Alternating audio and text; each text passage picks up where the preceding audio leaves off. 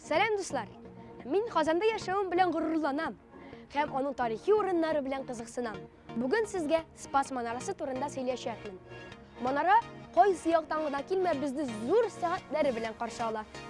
Бу манарага беренче тапкыр сәгатьләр 18нче гасырда куелган. Бик тә хикмәтле һәм үзенчәлекле була ул сәгатьләр. Аның телләре түгел, ә киресенчә циферблатта әйләнеп йөри торган була. Кызык. Сезнең мондый сәгатьне күргәнегез бармы, дуслар? Минем юк. Ә инде соңрак аны суга торган куратлы сәгатькә алыштыралар. Аның авырлыгы 3 тонна була. 70 еллап манара менә шул авыр 3 тонналы механизмны күтәреп тора.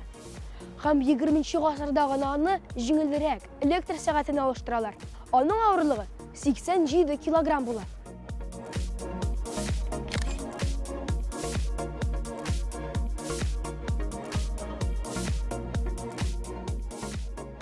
Соңгы тапкыр сәгать механизмларын күптән түгел, 2008 елда гына алыштыралар.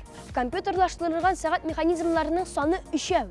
Һәрберсенең авырлыгы нибары 20 килограмм. Хәзер манарага сәгать механизмларын күтәреп тору күпкә җиңелрәктер минемчә.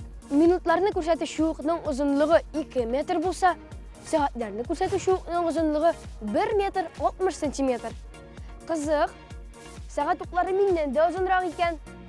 Манараның биеклеге бүгенге көндә 47 метр чамасы.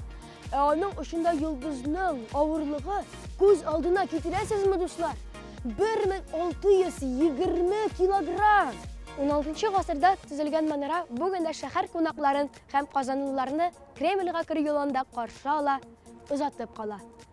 Тагын күп серләр саклы икән бу манара. Әсәрләрне белү өчен туган як тарихын өйрәнергә кирәк, дуслар. Бүгенгә сау булыгыз. Очрашуга кадәр.